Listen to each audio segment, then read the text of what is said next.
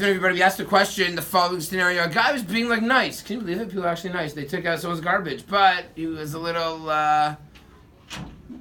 negligent, and he left the garbage a little bit too far protruding out onto the road, and a car came by, and hit the garbage can, causing $2,000 worth of damage to the car.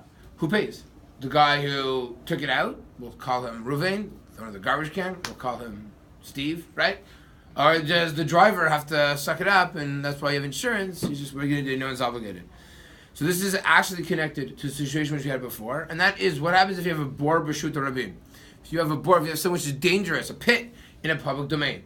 So based on last week's parsha, and again, it's a Rashi, and it's a Gemara Baba Kama that says, and without the Torah telling you this, it's counterintuitive, which means in many ways it's exer takatuv. You'd never think that. You'd think logically, okay, I dig a pit, any damage it causes, I got to pay for it. Who digs a pit in a public domain?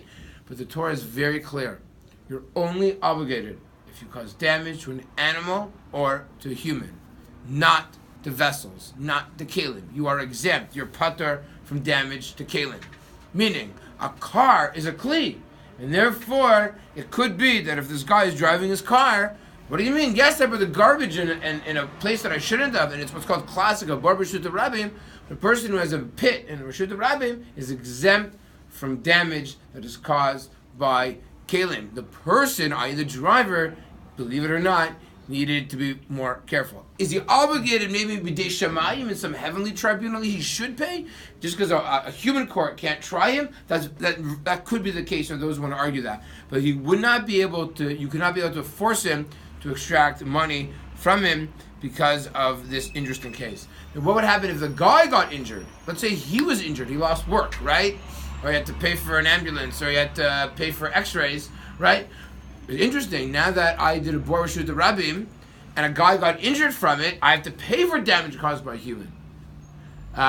Because I told you pay for damage to a human or to an animal, but this human, though, was in a car.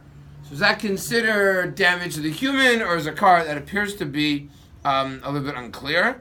And we have a rule also, just one more principle, is that people don't necessarily pay attention in public areas, and that's the reason why if you cause damage to a person, you're obligated. You could say, well, the guy should walk where he's driving. The answer is no. People don't pay attention when they're traveling in public areas. That's true by walking, but by driving, we know you need to pay attention when you're driving, or else that's called negligent. That's right. You have to pay attention when you're driving. So it could be that when you're driving, other people want to argue, no. The reason why the Talmud exempted the person from Reuven tripped into a pit. Why don't we say, Reuven, watch where you're going? It's true you shouldn't have done